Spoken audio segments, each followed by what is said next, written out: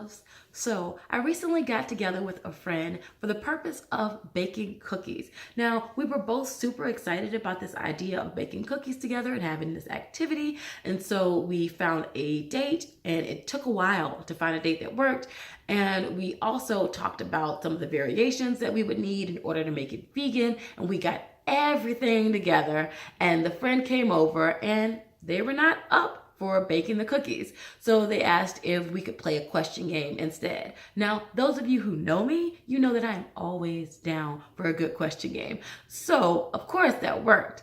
And there are times when changing your mind just isn't that easy. So I was thinking about that and thinking if that's like too basic to make a video about, because some people are probably like, yeah, if you don't want to do it anymore, you change your mind. Because, like, you're supposed to meet with friends and have fun. And if you're not having fun, then you should be doing something else, of course. So good on you. I'm glad that you know that. For me, that concept isn't so easy. It wasn't always, at least, so easy. So I remembered the first time that I attended a cuddle party facilitated by Madeline Guinazzo, and she read the agreement that you have the right to change your mind. And I remember hearing that. It was like, whoa, I have the right to change my mind. It was revolutionary.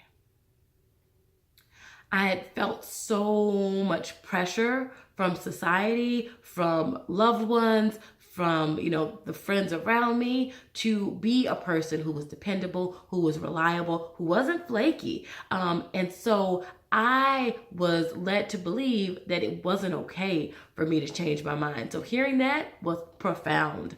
And knowing that in practice it's not the easiest, was good to know. And it was so encouraging to have that clearly stated at the beginning of such a challenging event where I might have felt like it wasn't okay for me to change my mind, or where if I committed to snuggling with someone and getting all meshed with someone, that I would have to stay snuggling with that person for, an acceptable amount of time, or until that person, relaxed into the space a little bit more or felt comfortable, or, until the end of the event, perhaps even. It was so liberating to know that I could change my mind, that I could shift positions, that I could choose to go get a snack, or that I could choose to just simply, step away and kind of sit in my own space for a bit if I wanted to. So that was huge for me. And so that's actually my challenge for you this week, is to notice some places where you can change your mind.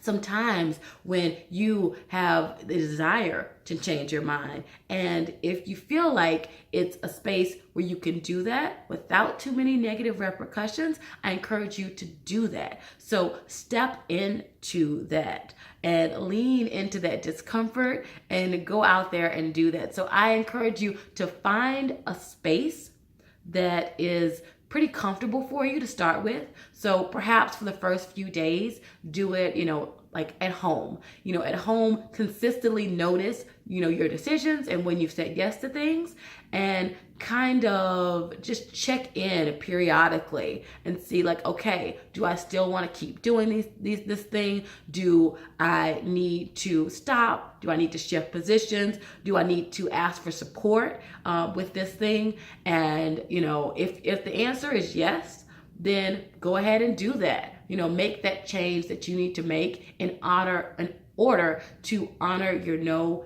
in that moment, whatever that looks like.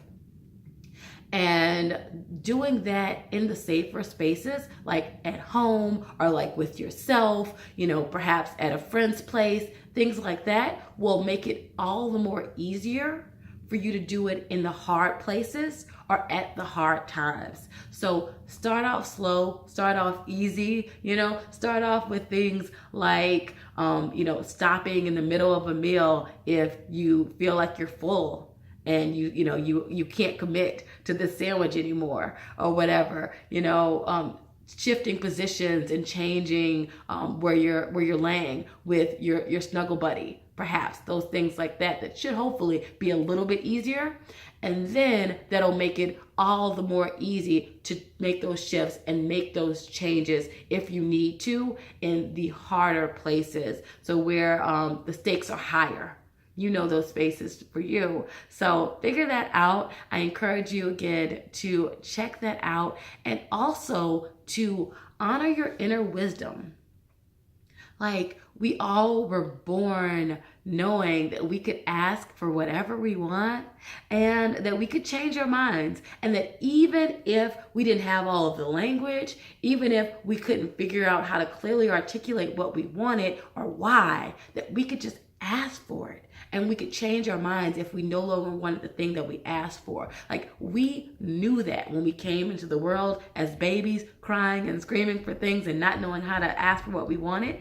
And we still honored that, yes. So yes, this power is within you. Yes, you can honor it. And yes, it will be perhaps even revolutionary for you to do so.